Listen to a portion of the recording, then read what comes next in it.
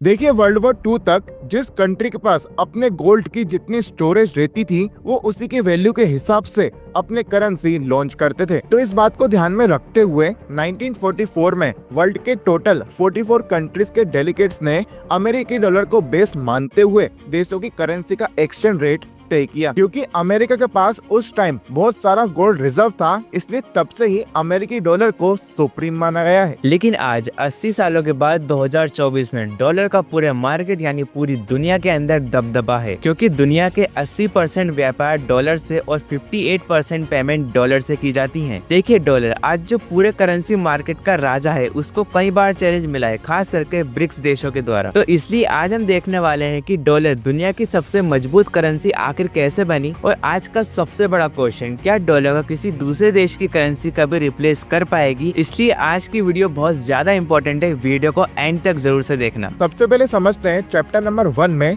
आखिर अमेरिका की currency dollar सबसे मजबूत करेंसी कैसे बनी। चलिए इसको एक छोटे से एग्जांपल के साथ समझते हैं। भारत को पाकिस्तान के साथ व्यापार करना है, लेकिन भारत को पाकिस्तान की करेंसी पर थोड़ा सा भी विश्वास नहीं है। तो ऐसे में भारत पाकिस्तान के साथ क्या करेगा? ऑब्वियस है, भारत पाकिस्तान के साथ कोई व्यापार नहीं करेगा। इसलिए 1944 में सभी देशों ने मिलकर अमेरिकी डॉलर को एक बेस करेंसी बनाया था। और यह सिस्टम पिछले कई सालों से चलता आ रहा है और इसी की वजह से अमेरिकन डॉलर सबसे सुरक्षित और एक पावरफुल करेंसी बन गई थी। लेकिन 1970 की शुरुआत के अंदर कई देशों ने डॉलर के बदले सोने की मांग शुरू कर दी, जिससे अमेरिका के अंदर सोने का भंडार कम होने लगा, जिससे डॉलर की पावर में भी कमी आई। देखिए अमेरिका सिर्फ डॉलर से ही अरबों में कमा लेता है, लेकिन कैसे? चलिए चैप्टर नंबर 2 में यही समझते हैं। देखिए जब भी कोई बिजनेस करता है तो उसे पेमेंट के लिए बहुत सारे पेमेंट ऑप्शंस की जरूरत होती है, जैसे कैश, ऑनलाइन बैंकिंग या यूपीआई ट्रांसफर। इसकी दूसरी तरफ जब देश व्यापार करता है तो पेमेंट के लिए वो स्विफ्ट मेथड का यूज करता है। स्विफ्ट 1973 में 22 देशों और उनके 518 बैंकों के साथ शुरू हुआ था और आज इसमें मोर देन 200 कंट्रीज और उनके साथ 11,000 बैंक शामिल हैं। और इन देशों के पास बहुत ज्यादा पैसा होता है जिसे वे अमेरिकी बॉन्ड्स में इन्वेस्ट करते हैं, जिससे अमेरिका की इकोनॉमी को भी बूस्ट मिलता है। और आज की डेट में यह अमाउंट पूरे 7.8 ट्रिलियन डॉलर है, जो कि भारत की इकोनॉमी का 2 गुना है। चाइना और रशिया दोनों मिलकर कई सारी टेक्निक्स पर वर्क कर रहे हैं कि किसी भी तरह अमेरिकी डॉलर को रिप्लेस कर दें।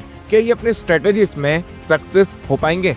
चलिए चैप्टर नंबर 3 में समझते हैं। देखिए रशिया जो कि वर्ल्ड में 2nd पोजीशन पर आता है गैस और तेल का उत्पादन करने में, उसने 2022 में यूरोपियन कंट्रीज को एक स्ट्रिक्ट इंस्ट्रक्शन दिया था कि आप हमें डॉलर के बजाय रूबल में पेमेंट करेंगे। तो इस इंस्ट्रक्शन के बाद ही यूरोपियन कंट्रीज डॉलर की जगह रूस के सेंट्रल बैंक में रूबल जमा करवा रही हैं।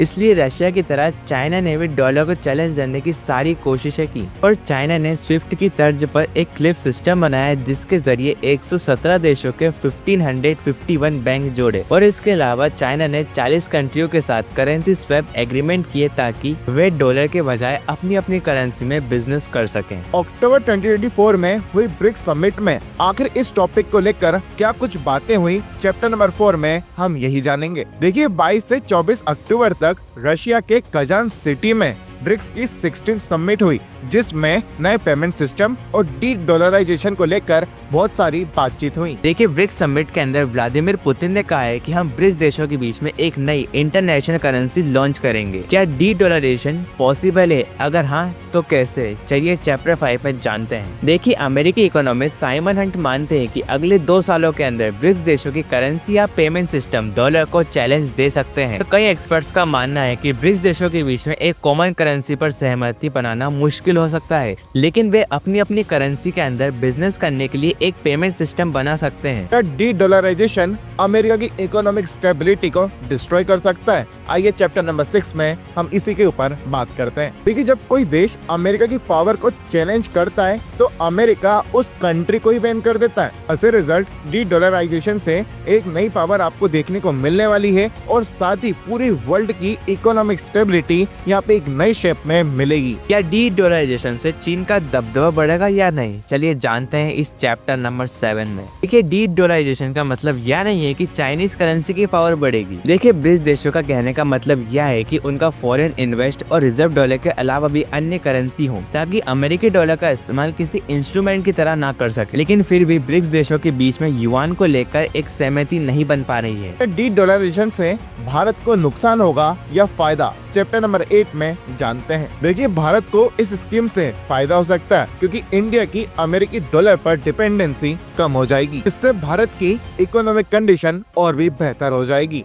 क्या और किसी दूसरे देश की करेंसी डॉलर को कभी रिप्लेस कर पाएगी या फिर नहीं, मुझे नीचे कमेंट से बताना। और ऐसे वैल्यूएबल कंटेंट के लिए just do follow and subscribe.